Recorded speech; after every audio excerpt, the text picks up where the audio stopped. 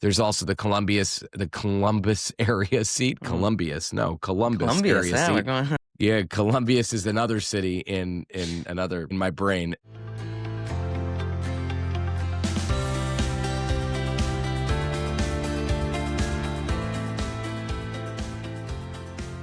Good morning, I'm Anna Palmer. And I'm Jake Sherman. And welcome to the Daily Punch, brought to you by Punchbowl News. It's Thursday, September 25th, 2025. Let's get into the mix. Here are your Washington headlines of the day.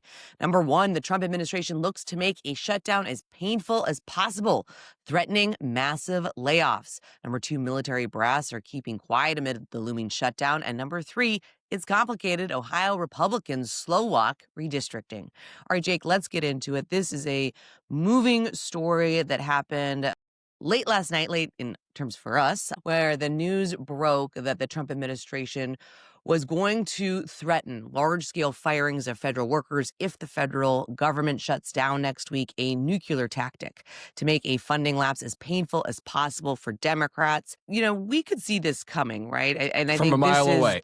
Democrats' big fear because this is a very dramatic game of chicken and which side is going to blink first. And right now this is the latest move by the Trump administration to say, like, okay, Democrats, you don't want to go for a clean CR, then we are going to do everything we can in our power. And potentially, I'm sure if this does happen, we'll get caught up in the courts and all kinds of different things. But to take this tactic is certainly playing some hardball politics.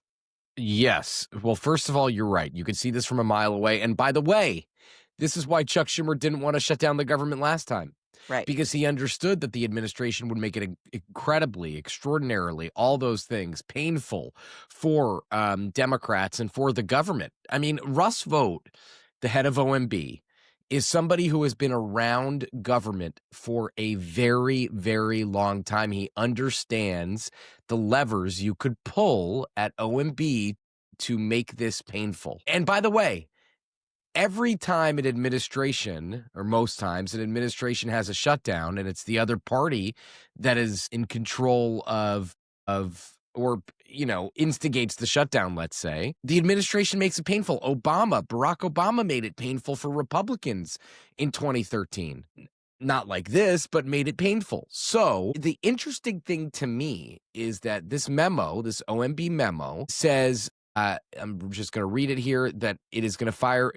It's asking agencies to come up with a list of reductions in force for workers whose activities aren't paid for via mandatory funds meaning funds that are not up for, mandatory spending, not up for congressional review all the time, and whose program didn't get money from the One Big Beautiful Bill, and whose programs, projects, or activities are not consistent with the president's priorities. So the administration is saying they're going to use a shutdown to axe programs the president doesn't like and axe people. And it also says, once fiscal year 2026 appropriations are enacted, once the government is funded, agencies should revise their RIFs, reduction in force, as needed to retain the minimal number of employees necessary to carry out statutory functions.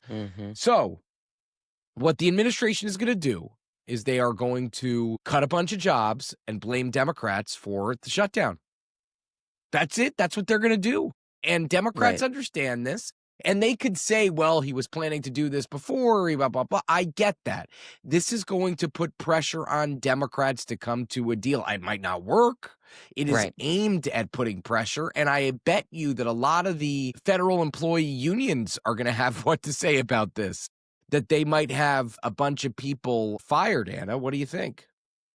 Oh, yeah. I mean, I think you're certainly going to hear from the unions, but I think for Democrats, this is basically this plays to their worst fears, right? If you look at what happened, to your point, what happened in March, you had Senate Minority Leader Chuck Schumer basically cut a deal at the end and bring forward other members of his party because they were worried that this exact thing would happen. And so you have the Trump administration using every tool in their toolbox to try to kind of make this as absolutely painful as possible. But the thing that's, I do think is interesting, it's not as if they're hiding the ball here. Like, okay, we'll get into a shutdown. And then, no, they're foreshadowing what they are going to do.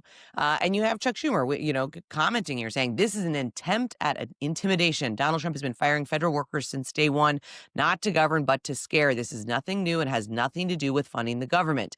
These unnecessary firings will either be overturned in court or the administration will end up hiring the workers back, just like they did as recently as today. That is a very high stakes gamble by Democrats if they go into this, that they think everybody who's is a federal worker who gets laid off is all of a sudden going to figure out, Yeah. maybe potentially months later, if that, they're going to get their jobs back. And I also think just like the human cost here of this is like the federal workforce is, Has you been know, beaten down.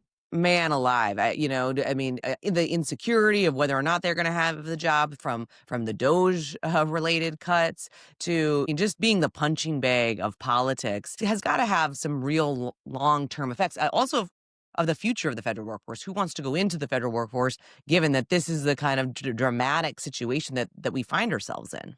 Yeah, yeah. Guess what?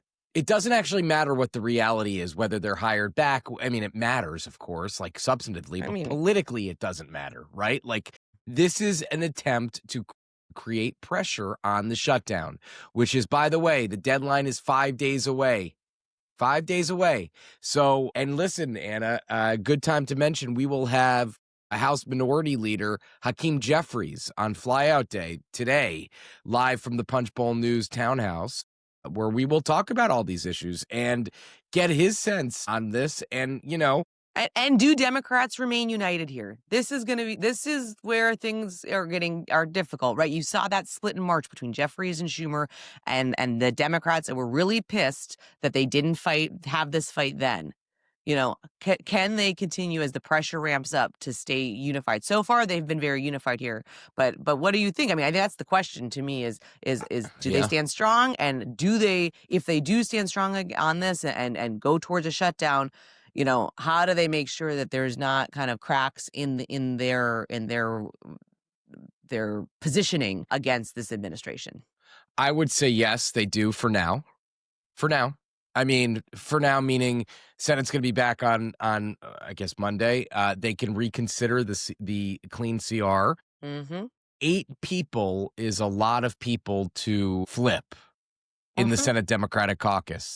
It just is, and Schumer understands that he can hold these people together. And Andrew DeSiderio, our Senate maven, along with Max Cohen, he makes the point that it's not. Last time Schumer had to drag people along. You know Mm-hmm. what I mean? It's not like they're not playing a free agent here. But I'll just say this on top of all this just shows that, like, I don't know, maybe I'm sure you agree with me. I think you do, that like the president is not going to sign a bill that restricts his ability to do rescissions. Like, this just shows you how the Right. lengths to which he is willing to go, the president, to, in running the government. And it's not, you're not working with I don't know. I think I have a lot of questions about the strategy, and I have a lot of questions, Anna, about why the Democrats are not just saying, like, here's our price. You need to give us these Obamacare premium subsidies. It is a particularly weak point for the Republicans, and that's the off ramp. But But you that's know what? probably the offering, right? You don't start a negotiation with the least deal that you're willing to take. I don't know if I buy that. I mean, I think Yeah, you I don't got to know. lay out all the Maybe things that you're right. you're upset about, and then they kind of peel them away, and then you say, okay. I mean, where we get down to it, it is probably some kind of a government funding deal that's longer, that involves these Obamacare subsidies, right? I mean, like That would be agreed. That would be an L for Republicans. Maybe everyone has to take an L, and I think we need to be in a shutdown for that deal to happen, Anna. I mean, Johnson's not even bringing the House back until the government shut down. So if he has other plans here, he needs to let people know that, because people need to get back. It's Thursday. right. That's the government shuts. So anyway, what a fascinating situation. All right, Jake, let's go to the number 2 story of the morning. A really interesting item here by Brianna Riley, our new defense reporter, looking at how she writes: a common ritual during the increasingly regular government shutdown fights is for the individual military branches to write to lawmakers warning how a funding lapse would threaten national defense. But that practice may not hold this time around.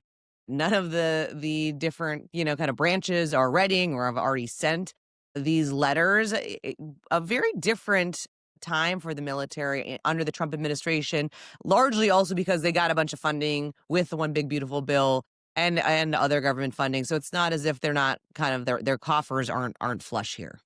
They're flush with cash, but this Right. shows also why Republicans might not be as worried about a shutdown, to be honest Mm. with you, because usually it's the Pentagon needs money. The Pentagon needs money. We need, this is going to be damage. And listen, the CR is still probably going to be damaging to the Pentagon because let's just be clear. I mean, they could reprogram there's a lot of things they could do, but they have a lot of cash. And that was, that's one of the reasons that we thought going back months ago that they were going to have a shutdown Mm. because the it's not as dire of a situation for the Pentagon as it has been in the past during previous shutdowns. And by the way, I mean, we'll ask Jeffries about this today, but or maybe we won't, but I would like to ask him about this. But the Republicans are going to do. I assume this is their playbook all the time. They will do funding for narrow slices of the government, DHS, Mhm. TSA, DOD, FBI, all those kinds of things. Sure. And that'll be interesting to see how Democrats handle that. So, that's always their play, and they can get all those things, not all of them, but it becomes more difficult to vote against those in the Senate. All right, let's go on to the number 3 story of the morning. Ohio Republicans slow walking redistricting. Ohio is one of the few states that is actually required to do a mid-decade redistricting for 2026, but that mandate hasn't made the process easy. Redistricting the state is in limbo as Republicans trudge through a convoluted constitutional process to secure a new map and weigh just how aggressive to be in redrawing the maps. Our very own Allie Mutnick, who is all over redistricting and what is happening there. But interesting, for Ohio, which is ruby red and continues to shift towards the right, not only at the state level, but at the, legal level, at the courts level, because typically these get redrawn and then there's challenges, right? But this could have an impact for the number of Democrats in the Ohio delegation. Yes, I mean they want to draw out Amelia Sykes in Akron, Marcy Kaptur in Toledo, and there's a question as to whether they'll try to draw out Greg Landsman in Cincinnati. Interestingly, the state's constitution says that a map is only good for 2 cycles if it passes the redistricting commission without bipartisan support. So they got to redraw this thing. Listen, Ohio's gone way red. These are basically not the only, but 3 of the remaining Democrats. There's also the Columbus area seat. Columbus area Yeah, we're seat. going. Yeah, Columbus is another city in my brain. Columbus area seat that is occupied by Joyce Beatty, who longtime lawmaker from the Columbus area. But it's already difficult. But listen, this is another place Republicans can gain 2 seats, 3 seats. We'll have to see how aggressive they go.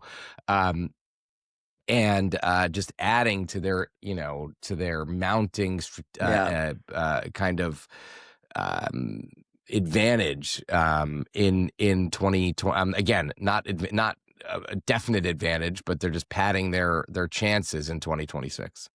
All right, we will leave it there. Thanks so much for listening. We appreciate it. If you like the Daily Punch, share it on social media, tell your friends. It's the best way for folks to find out about us. And of course, you can go deeper on all these issues and more by going to punchbowl.news. Have a great day and stay safe, everybody.